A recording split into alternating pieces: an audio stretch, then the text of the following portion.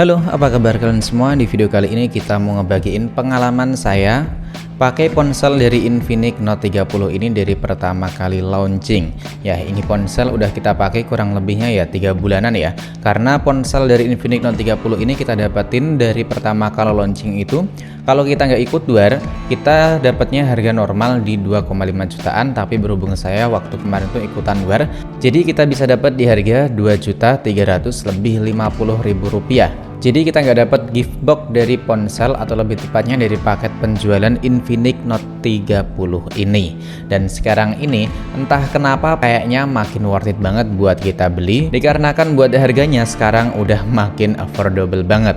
Yang tadinya ada di harga 2,5 jutaan, sekarang bisa kalian dapetin dengan harga 2 juta aja. Ya, seperti apa pengalaman pemakaian dari ponsel Infinix Note 30 ini? Langsung aja kita masuk ke pembahasannya.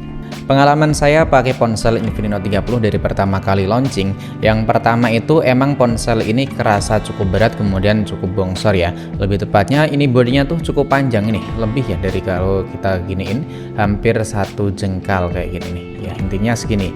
Ponselnya panjang dan juga cukup berat. Tapi yang bikin saya bangga atau lebih tepatnya suka pakai ponsel Infinix Note 30, ini ponsel backdoornya udah pakai kaca, kemudian kokoh banget kalau diketok-ketok kayak gini, suaranya kokoh banget ya. Kerasa berisik, nggak kerasa kopong sama sekali. Lalu yang saya suka tentunya di bagian backdoornya ini nggak mudah kotor ataupun ninggalin bekas sidik jari, meskipun nggak kita pakein softcase bawaan ataupun softcase custom yang bisa kita beli di marketplace.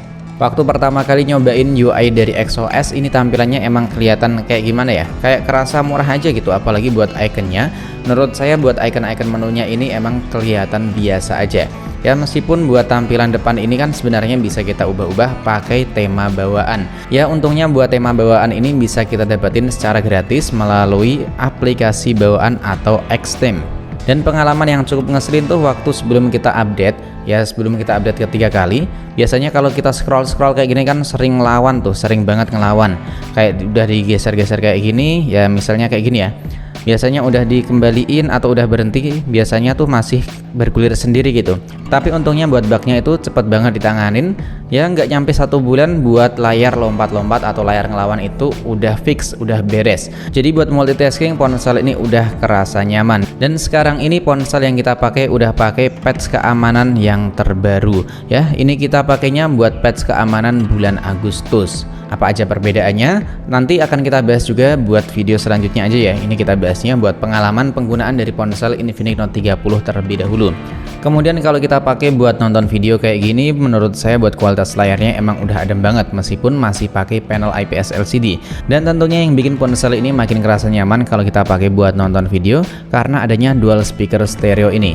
Ya meskipun punya embel-embel ditune pakai sound by JBL ya, tapi menurut saya buat kualitas audionya itu masih kerasa biasa aja, nggak ada perbedaan yang kerasa signifikan tuh kalau kita bandingin dengan speaker-speaker dari ponsel lain ataupun kalau kita bandingin dengan ponsel-ponsel dari Infinix lainnya. Sedangkan buat pengalaman bermain game di ponsel Infinix Note 30, kalau pengalaman saya pribadi sih nggak ada masalah sama sekali buat main game Mobile Legends. Ponsel ini kerasa nyaman banget, bisa mendapatkan settingan grafik ultra dengan refresh rate 90 Hz. Ya meskipun buat FPS nya itu nggak stabil di 90 FPS, tapi paling enggak main di ponsel Infinix Note 30 ini udah kerasa nyaman. Apalagi dengan adanya gyroscope hardware ya. Jadi kalau kita pakai buat main game PUBG Mobile, ini ponsel udah kerasa ngebantu banget dengan adanya gyroscope yang dimiliki. Buat kualitas speakernya itu bisa sangat membantu banget. Misalnya kalau ada musuh dari sisi kanan ataupun kiri, ya speaker dari Infinix Note 30 ini udah sangat membantu banget. Tapi dengan catatan buat volumenya itu harus kita kerasin biar lebih kedengaran step by stepnya. Dan tentunya buat performa gaming ini bisa kerasa lebih maksimal dikarenakan Helio G99-nya ini dipadukan dengan RAM yang cukup mumpuni. Ya misalnya pakai RAM 8GB kayak Infinix Note 30. Kalau dari Poco M5 itu kan sama pakai Helio G99, tapi kalau kita pakai buat main game belum bisa kerasa lebih leluasa. Ya meskipun sama-sama pakai Helio G99, tapi RAM yang dimiliki oleh Poco M5 itu cuman 4GB. Jadi kurang kerasa gimana ya? Kurang optimal aja buat kinerja ataupun performa yang dikeluarkan oleh Poco M5. Selain itu saya juga sangat terbantu banget dengan adanya fitur bypass charge dari Infinix Note 30. Karena kalau kita aktifin fitur bypass charge-nya, ini emang sangat ngebantu banget meskipun kita main game di ponsel Note 30 ini sambil melakukan pengecasan. Nah, suhunya ini masih sangat-sangat terjaga banget. Dan ini emang salah satu fitur ataupun terobosan dari Infinix yang patut buat kita acungi jempol. Nah, ngomongin soal fitur bypass charge atau pengecasan, ponsel ini juga yang saya suka udah ngebut banget. Di harga 2 juta udah dibekali dengan fitur pengisian super cepat di 45 watt. Jadi pengisiannya cepat, bisa kita pakai dengan durasi waktu yang cukup lama. Ngomongin soal bypass charge, ponsel ini juga memiliki fitur pengisian yang menurut saya emang udah terngebut di harga 2 juta rupiah. Karena di harga segini kita bisa mendapatkan adapter charger di 45 watt. Kalau kita bandingin dengan kompetitor lain, lebih tepatnya selain Transsion Team, nah kayaknya tuh belum ada yang punya adapter charger 45 watt di harga 2 juta rupiah. Jadi buat kalian yang pengen beli ponsel Infinix Note 30 kayaknya bulan ini atau sekarang ini waktunya tuh tepat banget. Langsung aja di check out dan linknya seperti biasa udah kita siapin di deskripsi pada video ini. Selanjutnya yang saya suka dari ponsel Infinix Note 30 tentunya buat fitur-fitur yang dimilikinya itu udah sangat-sangat komplit banget. Misalnya dengan adanya sensor sidik jari yang menurut saya udah sangat responsif banget, Face ID ataupun sensor wajah yang menurut saya juga buat sensornya udah sangat cepet. Selain itu ponsel ini juga udah memiliki fitur NFC. Kemudian yang saya suka lagi tentunya di bagian segmen fotografinya. Ya meskipun buat kualitas fotonya menurut saya emang biasa aja, nggak terlalu wah buat harga 2 jutaan ya.